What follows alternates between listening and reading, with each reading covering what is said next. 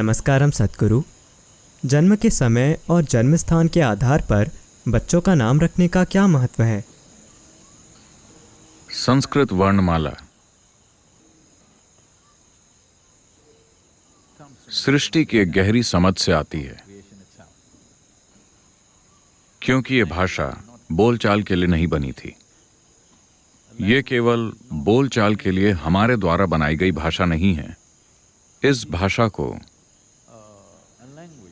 लोगों ने अस्तित्व से ही निकाला है। It is a language that evolved out of observation, not out of imagination. इस भाषा का विकास सृष्टि को देखकर हुआ, न कि कल्पना करके। कई मायनों में जिन ध्वनियों का आप उच्चारण करते हैं और जिन आकारों का जिक्र करने के लिए आप इन ध्वनियों का उपयोग करते हैं, ये जुड़े हुए हैं। मंत्र का यही अर्थ है। मंत्र का अर्थ है एक ध्वनि, एक शुद्ध ध्वनि।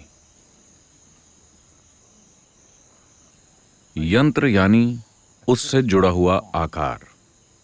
इसे समझने के लिए अगर आप फिजिक्स के बारे में कुछ जानते हैं, कम से कम अगर आपने हाई स्कूल में फिजिक्स पढ़ी है, तो आपने ध्वनि के बारे में कम से कम एक चैप्टर तो पढ़ा ही होगा।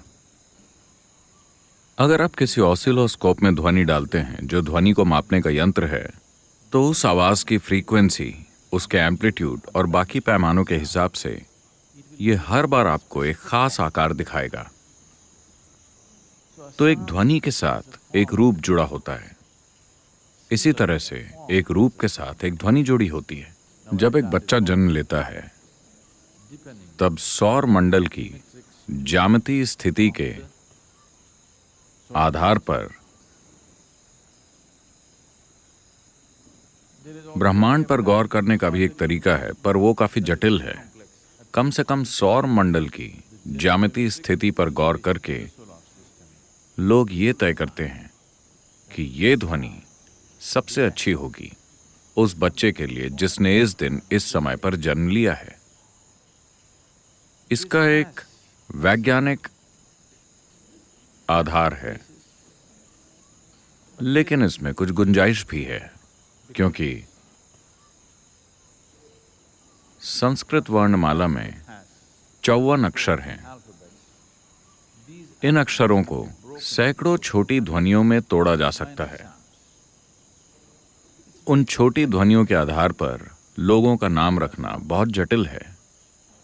जब उनको नया नाम देने की बात आती है, अगर वो ब्रह्मचर्य या संन्यास लेते हैं, उन्हें नया नाम देते समय हम थोड़ा ज्यादा ध्यान देते हैं। जन्म के आधार पर नहीं, बल्कि उनके कुछ पहलुओं को देखते हुए और वो दीक्षा को कैसे ग्रहण करते हैं, इसके आधार पर हम नाम को व्यवस्थित करेंगे ताकि उस नाम या ध्वनि का उससे मेल हो। अर्थ नहीं, अर्थ कोई मायने नहीं रखता, क्योंकि आप जो चाहें वो अर्थ बना सकते हैं। अब हमें आपके बच्चे को इस तरह का नाम देना होगा कि जब भी आप उस नाम को पुकारते हैं, उसके अंदर कुछ ना कुछ ढीला हो जाए। लेकिन अगर आप उसका नाम अनिरुद्ध रखते हैं, वो देश के बाहर जाएगा, या भारत में भी अगर आप बेंगलुरु जाते हैं तो लोग आपको एंडी कहेंगे। ठीक है?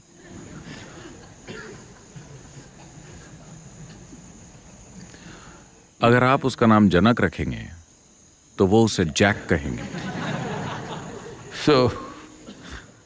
हमें नहीं पता कि वो उसका कैसा नया नाम रखेंगे। ऐसा होगा।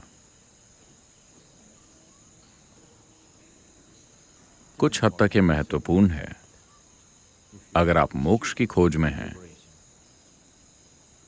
तो जो नाम आप बोलते हैं, जिस ध्वनि का आप उच्चारण करते हैं, वो महत्वपूर्ण हो जाती है।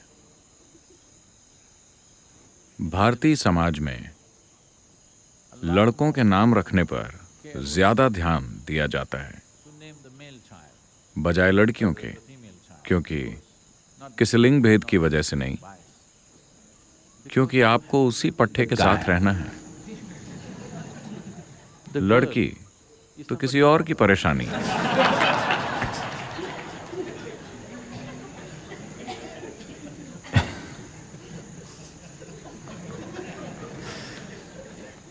क्योंकि बेटा आसपास ही रहेगा आपकी आखिरी सांस तक।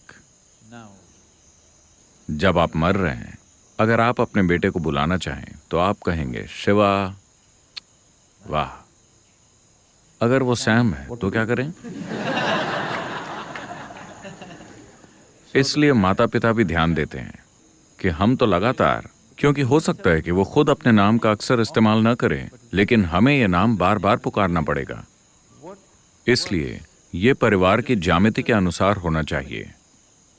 मगर वो ये नहीं जानते कि लड़की को क्या नाम दें, क्योंकि वो अभी तक ये नहीं जानते कि वो किससे शादी करेगी। तो आमतौर पर शादी के समय लड़की का नाम बदल दिया जाता था। आप जानते हैं, करीब 25 साल पहले तक अधिकतर महिलाओं का शादी के समय नाम बदल दिया जाता था। पति का नाम देखकर उसके गुणों के आधार पर या ग्रहों की ज्यामिति के आधार पर नाम बदला जाता था ताकि वो मेल खाए। आजकल ये अपमानजनक माना जाता है। मैं अपना नाम क्यों बदलूं? ये जरूरी नहीं है, क्योंकि हर चीज का शोषण करने के लिए प्रयोग किया जाने लगा है। उसकी वजह से हर चीज के लिए प्रतिरोध आ जाता है। अगर इसे सही तरीके से किया जाता तो सभी इसे स्वीकार करते। जब इसे सही और उचित तरीके से नहीं किया जाता तो ये परेशानी बन जाता है। तो हमेशा से बेटे का नामकरण एक महत्वपूर्ण प्रक्रिया रही है, क्योंकि आपको उसी के साथ रहना है। आजकल वो दूर चले जाते हैं तो चलेगा, लेकिन उन दिनों वो मरते दम तक आपके साथ रहते थे।